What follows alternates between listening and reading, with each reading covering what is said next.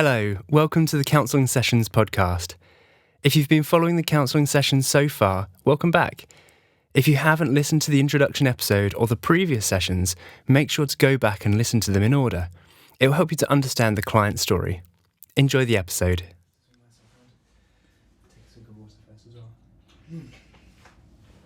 I love your shoelaces, by the way. Oh, thank you. My son designed these for me. Very nice. Yes. Very colourful. Good. I know, yes. Bless him. Cool. Oh, that's brave to let your son design shoes for you. Well, yeah, there's a bit of a... So, when Guy was in hospital, he was in there for my birthday, and he designed me a pair of Converse, which I wore into the ground. Oh, that's so sweet. And I wanted a replacement, so I let David loose. So, yeah. Oh, that's very nice. It's not subtle. No. I was about to say my shoes are like the most subtle things you can go for, but there we go. Oh, no, they're good. I like them. So, I'm glad that you're here. Glad that we can get this session booked in. And before we dive into everything, there's just a few official things that we've got to go through. So I've received, obviously, all the forms that you completed. Did you have any questions about anything that you read in the forms? No, it's all straightforward. Fine. Yeah. Cool. Okay. So the main thing that I'll just say, just to reiterate the key points of the form, is that obviously this is totally confidential. This is just between you and I. Mm-hmm. Nothing that we say will go outside of this room. The major caveat, and I'm not sure if it's going to get to that, but the major caveat is that if there's an immediate risk to your own life or to someone else's life, or if there's an ongoing abuse of a vulnerable adult or child, if there's any disclosure in the nature of those, then I'm going to need to obviously tell someone about it. Yeah. And obviously with regards to the recording, all the names, dates and locations will be changed to obviously ensure your confidentiality. And obviously you'll have access to the recording for 4 weeks before it goes out and is distributed. Okay. And if at any point up until that point, if you're not happy with it going out, just say and that'll be it. Does that sound okay? Yeah, all good. Cool.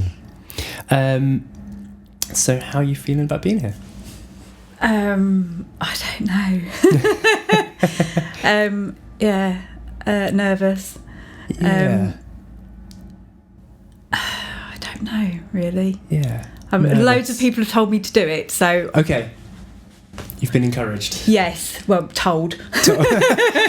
So, yeah. Sure. Okay. But it's hard to sort of... I don't know how it gets fixed, because he's not coming back, is he? So it's like it's a hard thing to know how to fix this, really. But, you know. Yeah, for sure. Yeah. But yeah. And remind me, have you had any experience of counselling before?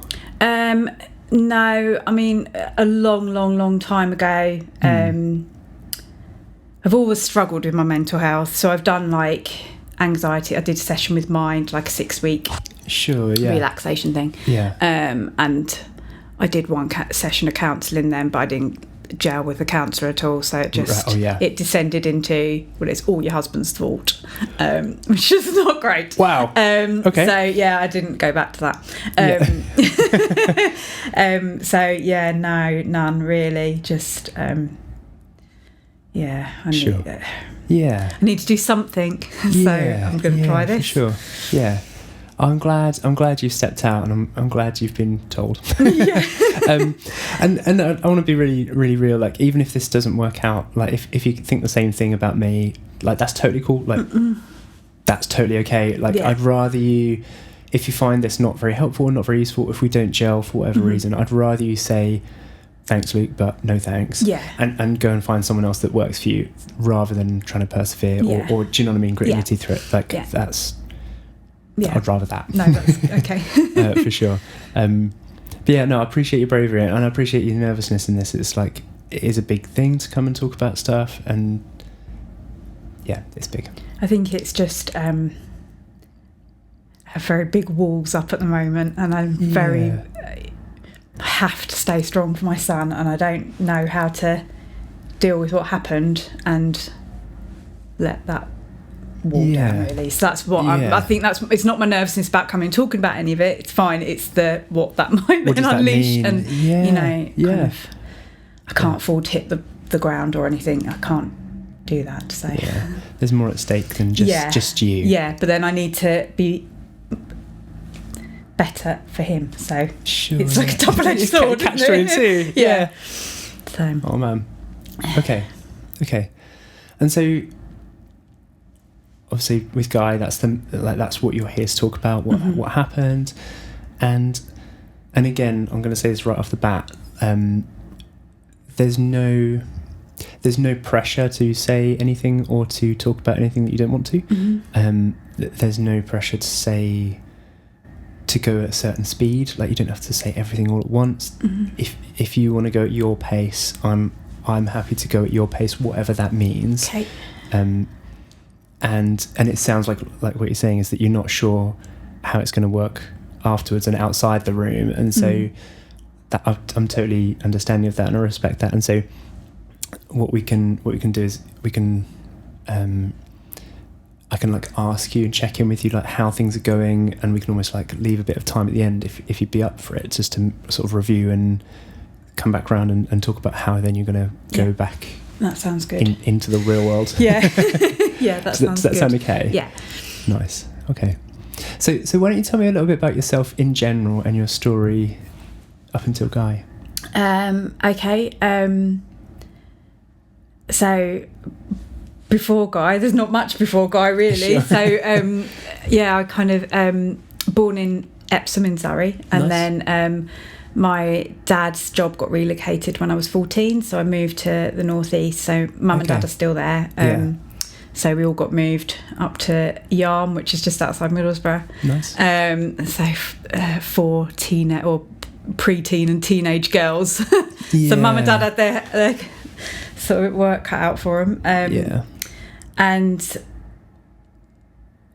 I've always been a real home bird, like really, really close to my mum and dad. Yeah. So school was fine. I've always been really arty. Nice.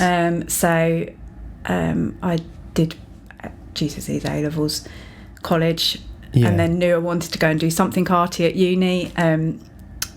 So I went and did fashion design, and then I went to Newcastle, and literally, I don't know, I'd been there about a month and I met Guy, and then that was it. So there's not a lot kind of pre-Guy really, but sort of pre-illness, I suppose.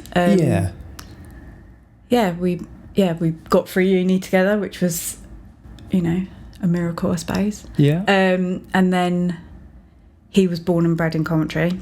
Nice. And is that why you're here now? Yes. We didn't really want to. We wanted to be in Newcastle. We wanted to stay. But Guy couldn't find a job, so he kind of came home, and I went home to mum and dad's. And he came back to his mum and dad's, and then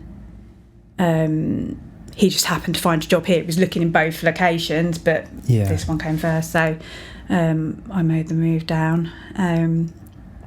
We stayed with his parents for a month. Okay. We found a flat very quickly. And then, and then we were here. So we moved down in 2000. We got married in 2001. Nice. And then bought a house in 2003, which we're still in. Nice. And we hadn't had the kind of baby talk before we got married. It was kind of foolish, because then it came out that Guy didn't want children, and I did. But we worked our way through that. So we made a deal, and we Guy really wanted to travel. Yeah, I love travelling. And so we'd said we would have 5 amazing holidays, and then we would have a child. Nice. And 5 became 10. Okay. Just because, it took us a while to get pregnant. There was a whole thing about that. Sure, And then it finally happened for us. Which was amazing. Yeah. I don't know if a Guy we were supposed to be going to Brazil. Yeah. And we literally Guy was a planner. He was, to the nth degree. He had a spreadsheet for everything, and he would research everything. And so he'd done all this research into this trip to Brazil, and it was all planned, and we were literally going to press pay. And I kind of walked upstairs with the pregnancy test, and I was like, I don't think we're going now. Whoa. Wow. Yeah. But we finally went with David, Brazil. So nice. Yeah, it was amazing. Yeah. He came along in 2011. Nice. And we slowed down for probably 18 months, and then we just took him with us. So David, probably the most well-travelled 11-year-old out there. So so that's kind of us, really. Yeah. That's amazing. Yeah. Wow. Big travels. Yeah, loads. We've done loads. So me and Guy did a lot of Africa. Nice. And kind of very, very off the beaten track. Guy loved wildlife and was really keen photographer. Oh, so nice. we would kind of do these like real sort of, you go and stay somewhere for 10 days to try and see stuff. So we saw tigers. And, oh, wow. Yeah, amazing. And like went to Sri Lanka, and we've been... Canada was amazing. We went to see polar bears. So my words. Seen a lot. Yeah. And it was a lot of people sort of said, oh my word, it is, you know, when it got to his funeral and everyone was like, God, he packed more into his 43 years than most people do into their lifetimes. Yeah. So, I mean, those are all individually trips of lifetimes. But he didn't do anything but halves. He was all in. Yeah. Amazing. And then when David came, we did America and Costa Rica, Mexico. Oh, Brazil. Amazing. Yeah, so he's done a lot. Bless him. Yeah. Fantastic. And does he enjoy it? Does he enjoy those travels? Yeah, well, he didn't really kind of... he's one of these kids who just goes with the flow. He'd never sort of... We didn't raise him any other way. So it was like he didn't really understand that there was another way to be. It was just like, no, this is what we do. Yeah. He didn't sort of question that all his other mates were going to the beach and going to Spain. Yeah. He was just going somewhere else. All around. So, yeah. Amazing. Yeah. Wow. Goodness. And so tell me about, I guess there was a diagnosis involved. So it's all a bit weird, really. So Guy was ludicrously fit. I mean, he was just like, he did marathons and he did Ironman, which is 2.4 mile swim and then 124 miles, I think it is, on the bike, and then a marathon at the end, you know. Just because you can, yeah. He did 6 of those. So he was like uber fit. I mean, he would go and cycle 60 miles at the weekend just for kicks. Just because. Yeah. Wow. Sickening, really. And then he'd been absolutely fine. He'd had a health check in the November, full health check for work, did all the blood tests, everything, nothing on any of that. And then in the February half term, we were going skiing. And that was like literally, we were like one of the last flights in before COVID, which is all really weird now to think, you know, we were sat in the airport laughing about it. And the world imploded. And we'd gone skiing, and he said a couple of times he was tired, and I was like, well, we're skiing. And like, I've never skied, so I could literally only ski in the morning, and then the boys would go off on their own in the afternoon, and I'd have to go home and sleep. And I was like, well, yeah, you know, we're skiing. Yeah. This is why you're tired. And he's like, well, no. Literally been work the week before, and he was like, I was fine then, you know. And I was like, well, it's probably COVID. And we laughed, you know. We just laughed. And then we got home, and obviously the world imploded when we got home. And so he was a director at Taylor Wimpey for bought land. Okay. So he suddenly went from, you know, quite busy to literally 13-hour days. I mean, it was just hideous. Wow. As they kind of had to close down all these sites and all the stuff that came with that, and awful. And he was struggling with acid reflux.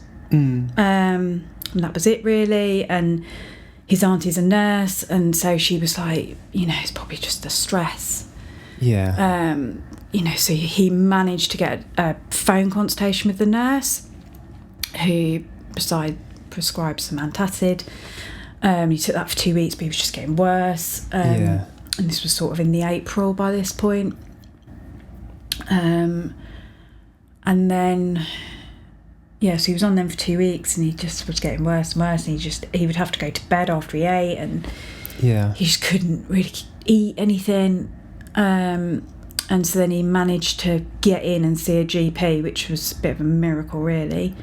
So he saw this GP, and she was like, well, we'll send you for a scan, basically to rule out cancer. It will not be cancer because you are 42, and, you know, these things don't happen to 42-year-olds, and they were looking for gallbladder, you know, all the normal things. Yeah. And so he went along for this scan, and then we got called into the GP. And kind of what I know now has informed that we should have never been told how we were told. Right. But I suppose COVID just affected everything, didn't it? So, you know, we were literally taken to this GP surgery, and she was fully PPE'd up. And basically told it was terminal. It was stage 4. Wow. So it had started in his bowel, but it had already in his liver. And literally given a set of this paperwork, go home and read these booklets about cancer. Man. And on you go, and sort of someone will be in touch, and that was it. Just like that? Yeah. Whoa. So we sort of, we then drove, I don't know. I remember being in the car. Yeah. And just not really, I don't really remember really. I went to pieces. I'm not surprised. Guy was really strong. Really, really strong, and was just up and actually weirdly fine. Sure, yeah. And we went up, I had to drive up. The guy was still at his surgery in Horsley Park, which is where his parents live. So drove up and told them on their driveway, and of course there was still no contact, and it was still at 10 metres and all of that. Yeah. Not that, I mean, they're not very easy people, so, you know, they wouldn't have been. Anyway, so we went and did that, and then came back. I left David with my neighbour, because of course that was all, you couldn't do any of that, could you? So we'd already broken those rules, and she looked after David, and we sort of had to then take him in and pretend that everything was fine. Oh man. Phone, I remember sitting in the garden and ringing my mum. Yeah. And Guy went and rang his auntie Jenny, and then I don't really remember much of the next couple of days. I just had lots of panic attacks. Yeah. Like I said, Guy was really calm. The only point that he really got upset was that the following morning he'd gone and read all the paperwork that they'd given him, and he was really, really upset about he might have to have a stoma. Yeah. And he'd cried about that. But that was probably, I only saw him cry twice in the whole time. Wow, okay. And then he was just like, well, what are we going to do? You know, and then he then spent the entire day ringing people. And it was really warm. It was like May, and it was so warm, and he was in the garden. And just ringing people and just telling all these people. He literally told, I mean, he must have rung like 20 people, 30 people, I don't know. Yeah. But I presume it was like a cathartic thing. Yeah. And so just in this sort of process of calls and ringing these people, he spoke to one of his friends who did triathlon, who was like, well, you need to speak to Sophie, his wife. And Guy was like, why? And he was like, well, you know, she's a nurse, she works in oncology. Oh, wow. And so Sophie is as determined and headstrong as Guy was, and was like a dog with a bone over Guy's diagnosis. So she asked to see the scan. She worked part-time NHS, part-time private. Sure, yeah. So that was I don't know now. Anyway, literally that was the day after, and then the following day Guy was sat in front of her boss, private. Fortunately we had all that covered through his work. Really, really good. Oh, that's amazing. Health plan. And his work were just immense. Absolutely brilliant with us. So literally he saw Dr. Jonathan looked at his scan and was like, Yeah. and they did a biopsy within days, and then they started chemo before they even had the biopsy results. Wow. They just knew.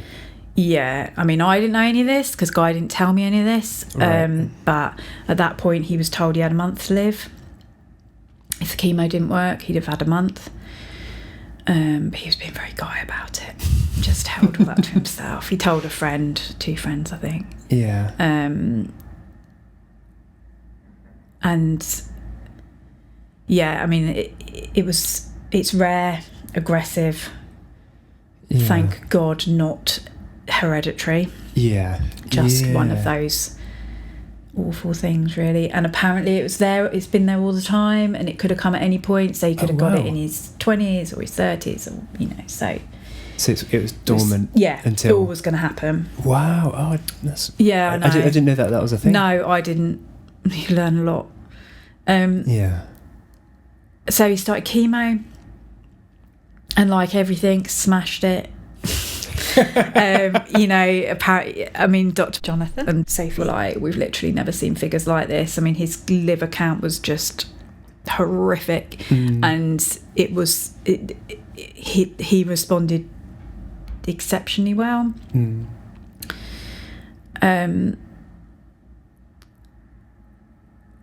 And I'd had sort of two or 3 days of just, when he first got diagnosed, of just like utter, like I said, panic attacks and just awful, really. And then I still, and there's a lot that I don't remember about that period of time, but I do distinctly remember I was hanging the washing out, and I had been living his funeral in my head for days. Oh man. And I was just like, no, it's enough now. From that day forward, I then never ever believed he was going to die until the day that he died. Yeah. And I remember his GP saying to me that I had to be his cheerleader. When everybody else gives up and tells you there's no hope, I had to be the one that was no. And I just ran with that, and I held on to that, and probably slightly, no, what I know now, kind of stopped us having some probably conversations we needed to have. But I was having none of it, and Sophie was quite sort of like that too. So we sort of then got into a bit of a spiral of like, well, he's going to beat it, and I was absolutely adamant. I mean, I had a stand-up row with the Macmillan nurse, the first one we got sent, who we didn't see after that. Because she tried to, when I basically told her he was going to beat it, and she rolled her eyes. Whoa. She got the wrong end of my tongue, and not many people get that. I'm very calm, but she got told. Oh man, I'm not surprised, because I just wasn't having any of it. And I couldn't be any other way.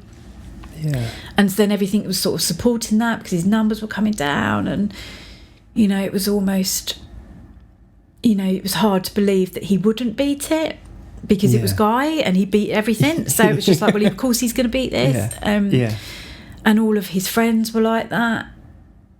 So it was sort of like this big perpetuating circle. So we had 3 rounds of chemo, and then we'd gone out to David was off school for all of this, because allegedly I was supposed to be homeschooling, but oh man, there wasn't much of that going on. No, I'm not surprised. So we'd gone out for the day. We'd gone to these lavender fields. They were lovely. And Guy said he weren't feeling great, but he'd been doing so much better. Once the chemo started, he'd started eating, and he was doing really well, and he loved his food. And we'd gone for this picnic, and he was struggling, and I could see he was struggling. And then we'd sort of come home, and he wasn't right, and I'd found him upstairs sort of on the floor, and I'd put him to bed, and he said he was in pain. And then I don't really remember. We must have, I don't know if we called somebody and they took him, or whether he rung an ambulance. I don't remember. But he went into emergency care, and I think he was in all night, because I think it was the next day he'd finally rung me, and it'd been all day, and like I hadn't been able to get hold of him, and all the rest of it. And one of the only things he'd sort of told me about chemo, and he didn't really tell me much because I couldn't go with him because it was COVID, so you couldn't do any of that. I never met Dr. Jonathan till right at the end. But he'd sort of said, oh, the flip side of you've got no choice, you have to have chemo, right? Because otherwise you're dead. But it could have, there was all these side effects, and one of these side effects was it can perforate your bowel. Wow. And he'd basically been told by Dr. Jonathan, if that happens, you're dead. And that happened. Oh man. And he sort of rung me and told me to sit down. I was in the garden, I'm digging, and he said sit down, and told me, and I sort of rung mum and dad, and I think they must have just got straight in the car and come. Jenny had rung me and said, you need to go and see him at the hospital, they're going to operate tonight, you've got to go and see him. And I was like, well, no, I was like, no, it's all going to be fine, I don't need to see him. And she was like, she basically gave him manhandled me into the car. I didn't want to go. And we'd go over to Calhoun with his parents. Well, I went with Jenny, her partner David. He was in the car with us, but he never went in. And I don't really know how much he was aware, but kids are smart. So, and a few things he said since, I think he was probably a lot more aware than we thought. To me, I went in, and David stayed in the car with David. He must have gone over Guy's parents. Because I think they were there when I got there. We had to do the whole what do you say? How do you say goodbye to someone when you're just like... And I don't even think... Even then, I didn't believe it. I mean, apparently... So, I was told he had 10% chance of surviving that operation. Wow. Calhoun didn't want to operate, but because they'd obviously taken a look at his scans, and even at that point, they were looking at his liver, and he was like, well, this bloke's not got a chance. And Dr. John was like, but look at his scan from 6 weeks ago, he has, and he's young, and look at all this progress we're making, and all the rest of it. So he basically talked them into operating, and they did. Came through the operation, of course he did. And then he smashes everything. Do you know what I mean? And then the whole thing of he needed to get back on chemo, but he couldn't get back on chemo with an open scar, so he was how many weeks it was, I think he was a month in hospital. I think I could only go and see him, I was allowed to go and see him in intensive care. They let me go, well, they insisted, because it was I didn't even know that at that point. I was like, oh, this is nice, they're just being kind to me. And then when he was out of the danger, and I was like, oh, can I come and see him today? And they were like, well, no, you can't come now. And I was like, oh but I mean, it's good when you're just oblivious in a way. So they'd let me see him in intensive care. They had let me at one point, Jenny had talked them into letting me onto the ward to see him when they'd moved him into the ward and all that. I mean, that was weird because he didn't know it, because they'd had to remove pretty much his entire bowel, so then he had the stoma, but he didn't know what it was, so I was trying to explain to him what it was and what had happened, and so he was in hospital for a month. He then had to come home. It was horrific. He was just a skeleton, really. It's not very nice having to bath your own husband. And kind of be a nurse and tend to this sort of wound, and David, he found the photos on Guy's phone, and that was just not a great move. Oh man, but he beat all that, got back on chemo, was bowling along, was doing absolutely amazing. And then even November he drove to Newcastle. But you see, I don't know now. You start to look at things and you think, well, what was it really like that, or was actually did he know? Was he not telling me so? I don't know, because he drove to Newcastle to go and not say goodbye, but go and see everybody. Yeah. In lockdown, he went. And then that was in the December, because me and David stayed, because it was Strictly, so we stayed and watched Strictly at home. Yeah. And then Christmas Day, we had a lovely Christmas Day. I did a full dinner. He ate the dinner. I mean, he did so well with his stoma. He was amazing. For somebody who was so worried about it, he really did embrace that. Yeah. And then Christmas Day, about 5 o'clock, he started to feel ill. And then I think it was, I don't know, about 9ish, he had to go to hospital. He drove himself. And he had a blockage. Oh man. And everybody laughed, because everybody, including Guy, was like, so we were told after the fact that he shouldn't have had red cabbage, but red cabbage is a staple in the household for Christmas dinner. Sure. It was not something I was raised on, but they've always had red cabbage, so I learned how to cook it, and so it was all cabbage gate over Christmas. Yeah. So we all laughed about it. Yeah. And he was on a liquid diet, but he was told a couple of days you'll be fine. Yeah. And then it got blocked again, and then it got blocked again. And then we went to both go and see Dr. Jonathan. And by that point, the Macmillan nurse was coming quite a lot. Yeah. But again, I was, see any of it. And Dr. Jonathan was like, well, we're going to change your chemo. Let's see where we are in 6 weeks. And me and Guy were like, great, 6 weeks, I'll be out of the wood. And 7 weeks, and he died. So he beat it by a week, but I didn't sort of pick up on that was obviously what Dr. Jonathan telling us, so yeah. That whole sort of, February was just probably the worst month of mine and David's lives. It was horrific. I think Guy knew. He was just awful to live with. We were in lockdown, so no one could come and help. Yeah. David back at home, so he saw all of it. Yeah. Heard all of it. And the nurse kind of comes and talks to you about, where do you want to die?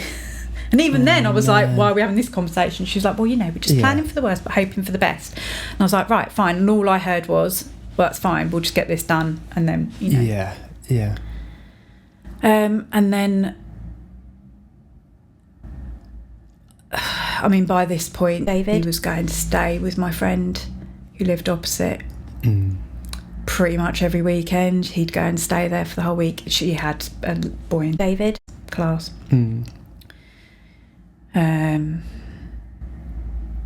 so he'd gone over there to stay, and I think I'd gone and slept in the loft. I don't remember. I'd gone and slept in the loft. I know I wasn't in bed with Guy that night because we hadn't slept in weeks. And then he woke me up. He was screaming. So we ran for an ambulance, and he got taken in. And literally, I think it was like 4 o'clock the next day, we finally found where he was. We couldn't find where he was. Right. Me and Jenny went over to the hospital. And we went in, and Jenny was a bit like, she didn't say anything to me at the time, but she was like, she took one, being a nurse. She sort of looked at his monitor and was like, you shouldn't even be alive with that BP. Yeah. And then you get taken into a room, and the doctor was like, well, I don't even really remember. I know her saying to me, he will never go back on his chemo. And I remember distinctly saying to her, you're not his oncologist, so we'll just see about that. Yeah. But I don't remember much else. I think we must have got taken home, and then the hospital called. He was crashing, so we had to go back. That was the Tuesday. That's right. That was the Tuesday. Then the Wednesday, we were there all day. Me and Jenny were there all day. They were trying all these different treatments, trying to get his BP to stabilise. And I remember somebody taking me to a room somewhere to sleep because I hadn't slept in, I don't know how long. I think I might have fallen down. I don't really remember anyway. I went in the room and I threw up. Oh, goodness. And I sort of just lay on this bed for a bit, and then I was like, no, I need to be back with him. And I walked back in the room and he was chatting to Anne.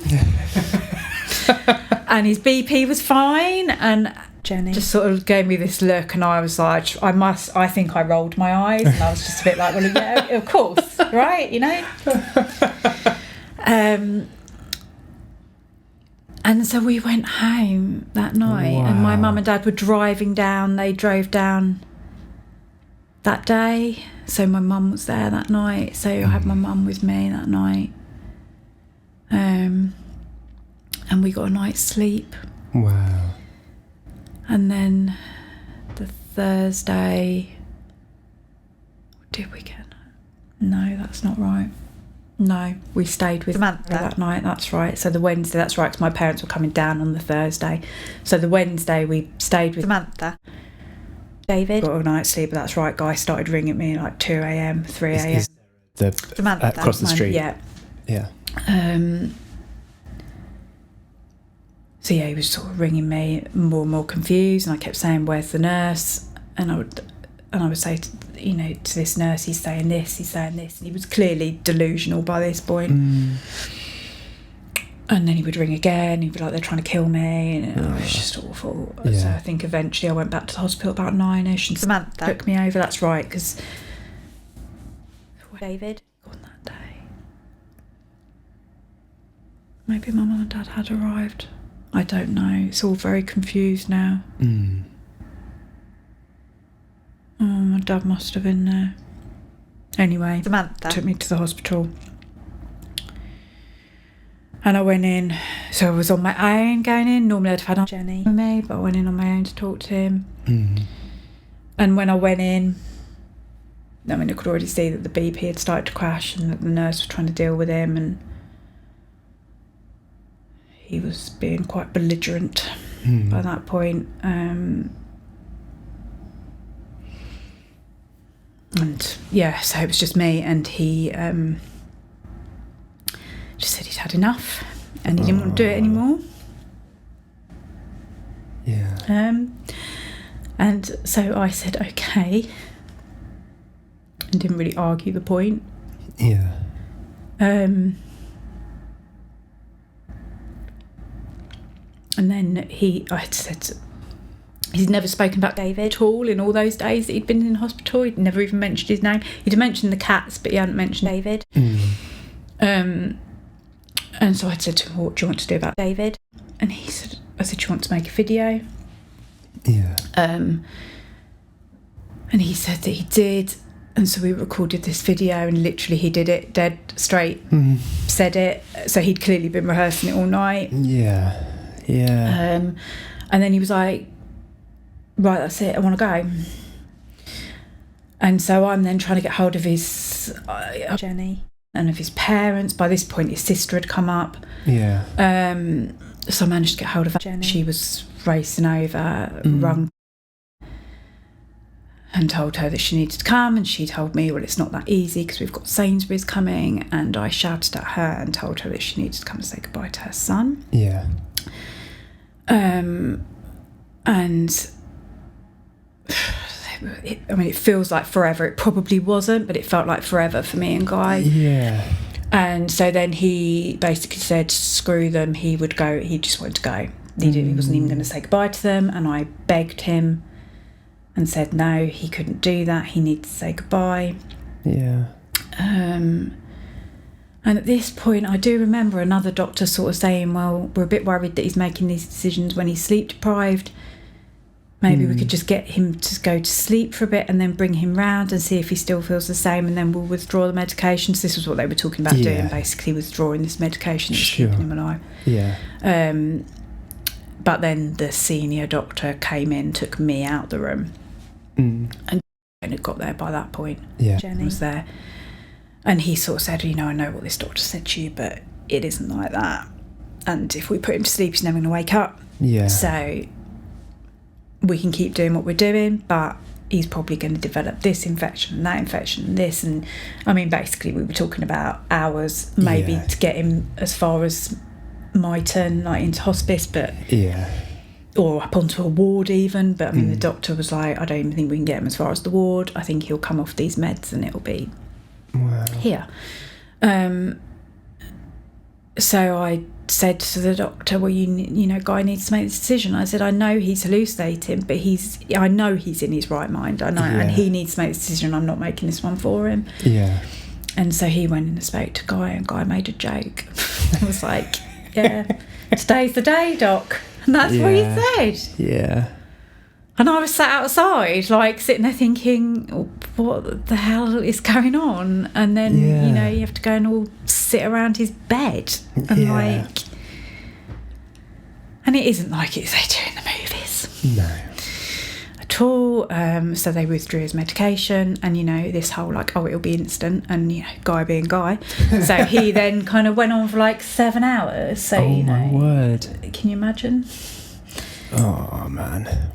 And his monitor would keep going off and we would think it was going to happen and then it would rally again and it was just horrific. Yeah. So he went on till 7:30 at night. So, and then that was it. But I stayed in the room. I didn't look at his face, but I stayed in the room. So held his hand. Yeah. But I didn't want to see him like that, really. Yeah. Well, that's a story. I'm lost for words. Yeah. The only thing that I can say is I'm so sorry. Me too.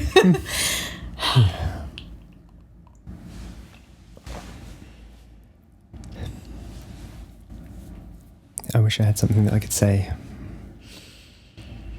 Well, no, I'd actually prefer, I've had all the platitudes and they drive me around the bend. So actually I prefer it when people are just a bit like, I don't know what to say because there isn't anything to say, is there? What do you say? Yeah. Oh, sorry about that. What do you say? It's just dreadful. Yeah. Really? No one should die at 43. David should have his dad. Yeah. It's just... Well...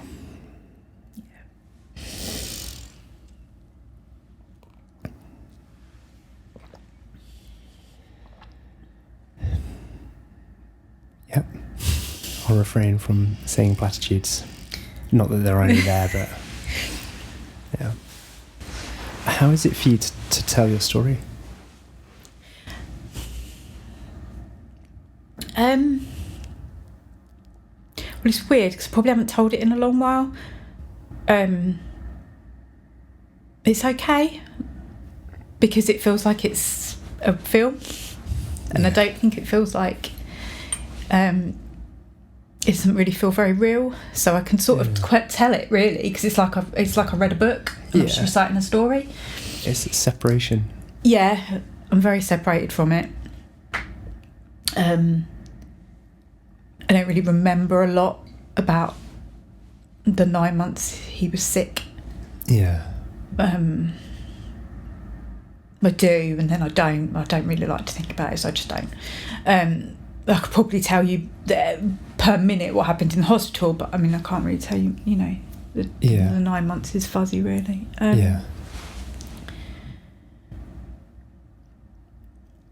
Yeah, but I mean, I don't, because it's weird when someone dies when they're young. And, I mean, me and Guy didn't have a very big circle. We liked each other, and we kind of had a few really, really good friends, and then I have a few really, really good friends, and he had all his triathlon lot. Yeah. And he was really clever because, I mean, I remember a long while ago, and don't put this in the podcast, I remember saying to him, I mean, you spend all this waking time with these people. I mean, I didn't know them that well. I knew them a bit. I knew a couple of them because they had kids similar age to David. But I didn't really, and I'd see them all at races, but it was always very sort of like, those kind of conversations, those lightweight conversations that you have with people. Yeah. They're all lovely, but I remember him coming back once. He was so angry. Something had happened on some ride. I don't know. I don't know. Yeah. And he'd come back, and I was like, "Well, these people aren't your friends, Guy." Oh my God. So, they are the people that are now left, and a lot of Guy's friends, are not there anymore. Yeah. But that's what happens, you start with a really big circle when someone first dies. And I've never been the cool kid, I've never been the cool mum on the playground. I've had a very, small group of friends at the playground. Don't wear the right thing and I don't say the right thing, and I'm not bothered about any of that. Yeah. And suddenly I was a celebrity. Yeah. Suddenly everyone wanted to be my friend, Yeah. I've spoken to the widow. Yeah. She's fine. I took her around some flowers and all that. And you just think, oh, go away. I don't want to tell me, that stuff annoys me. It's like, well, you're either in or you're not. And that's what I'm like. I'm like, I'm full in or I'm not. And I don't do small talk or, Yeah. And maybe my group has become very small because that attitude has become bigger. I don't know. Yeah. But so I don't really tell my story anymore because the people who are left, and they're very, very, very small group now that are left, know the story because they've lived the story. Yeah. And they've kind of come along with me. Yeah. So, but I probably don't make new friends now because I'm like, I don't know how to tell that story. Yeah. Like, I mean, I don't work, and I'm like, well, how would I go back to work? Because what do you do? Walk in and go, oh yeah, I'm a widow. Like, what? Yeah. I don't know how to, because I don't really think about myself like that, and I don't really know. I don't want to then go and tell that story and have the, I just don't want to do it. Yeah. So I just stay with a very, very small few, and so I can, it feels fine telling it, but it's just, it's probably because I don't feel it, if that makes sense. Yeah. I hear you. Yeah. Okay. And I'm aware that our time, unfortunately, is running close to its end. It's okay. Gosh, that went really quick. Sorry. Yeah. It's okay. This is what this time is for, is to talk about the stuff. And it does go quick. Yeah. Well, I suppose at the beginning, because there's a lot to tell, isn't there? And then... Yeah. Yeah. How have you found it speaking with myself, and how have you found it? Good. Yeah? Yeah, you're very easy to talk to. Good. So you remind me a little bit of somebody I used to work with, so that's quite comforting because he was really lovely and nice to talk to. So that's good. Yeah. As long as it's not it's this one colleague I really didn't like. Get out, like, oh no, he was like this. Yeah. Hey, I'm really I'm still lost for words, but I think what I want to communicate is that I'm really glad that you were able to speak about it, and I feel very privileged that you're willing to share it with me and talk about it with me, and my hope is that as we work together that we can come to some form of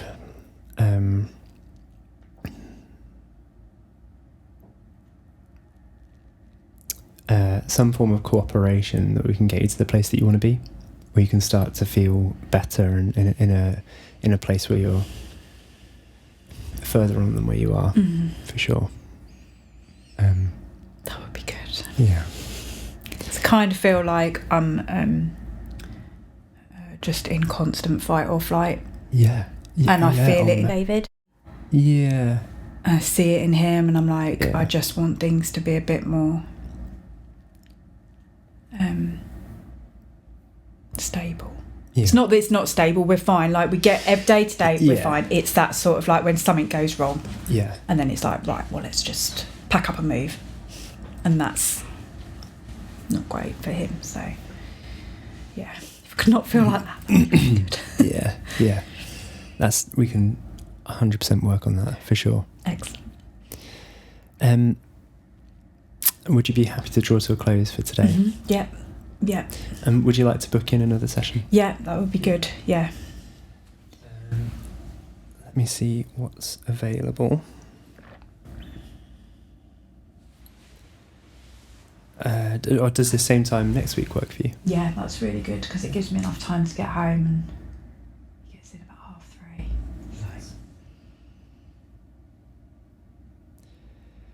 3:30. So. Okay, cool. And what I'll do is I'll send you a text,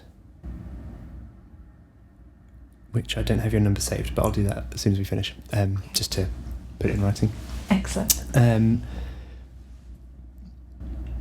So just a few official things. So I know you said you didn't want that last chunk about the triathlon friends to go in the podcast. Yeah. You were kind of. Joking, I know you were semi-joking, but obviously those are the things that we need to Yeah. talk about. Do you want that? Do you want me to chop that out? Do you want me to... No, it's fine. Honestly. That's good. Okay, They are actually aware. Sure. Okay. Yeah, They know how it is. Yeah. Cool. Thanks for listening to this counselling session. Stay tuned for more sessions from the same client, or go back to the main channel to check out different client stories. If you have any questions, head to lukewebstercounselling.com for more information and use the contact form on the website to get in touch. Take care and see you soon.